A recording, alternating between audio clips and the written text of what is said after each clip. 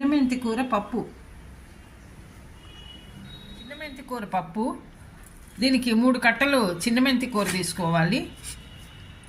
ఇది పెసరపప్పులో వేసుకుంటే బాగుంటుంది. చిన్న కప్పుడు పెసరపప్పు తీసుకోవాలి.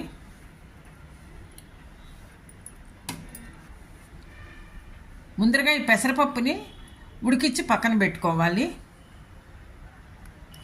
పప్పు ఉడికేలాగా ఈ చిన్నమెంతి కూరని ఇట్లా ఇవంతా క్లీన్ చేసుకోవాలి. మట్టి అది ఉంటుంది కదా, ఇవంతా క్లీన్ చేసుకోవాలి. 2-3 సార్లు 4 సార్లు కడుక్కుంటే కానీ మట్టి అది పోదు. కానీ మనకి ఆరోగ్యానికి చాలా మంచిది. అందుకని మనం ఈ మెంతికూర వాడుకుంటూ ఉంటే ఇందులో మట్టి అది ఉంటుంది. నీళ్ళల్లో వేసి కొద్దిగా ఎక్కువసేపు ఉంచుకుని కాసేపు ఉంచుకుని కడుక్కోవాలి.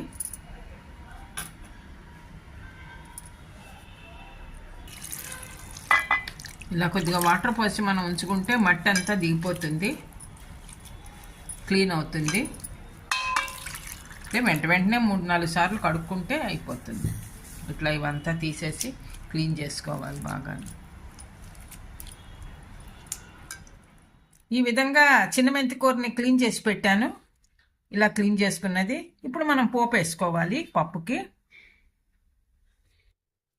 ఇప్పుడు ఒక మూకుడు పెట్టుకుని 1 స్పూను ఆయిల్ వేసుకోవాలి. పోపు దినుసులు, స్పూన్ మినపప్పు, 1/2 స్పూన్ జీలకర్ర,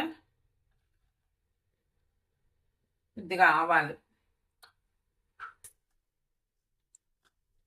ఒక మిరపకాయ ఇలా ముక్కలు చేసి వేసుకోవాలి.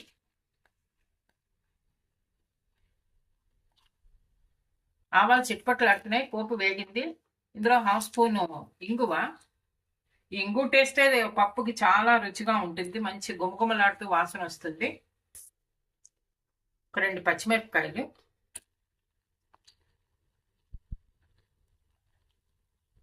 ముందరగా రెడీ పెట్టిన ఇలా చిన్నమెంతి కూర. చిన్నమెంతి కూర డైరెక్ట్గా ఇలా వేసేసుకోవచ్చు, కట్ చేయక్కర్లేదు. ఎందుకంటే చిన్నగా ఉంది, లేతగా ఉంటుంది కాబట్టి వెంటనే మగ్గిపోతుంది. కొద్దిగా పచ్చివాసన పోయేదాకా ఇది కొద్దిగా ఫ్రై అవ్వాలి.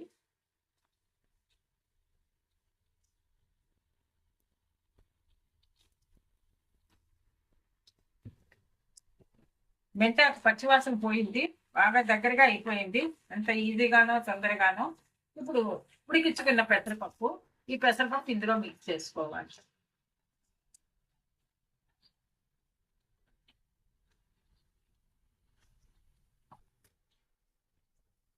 సరిపడ ఉప్పు,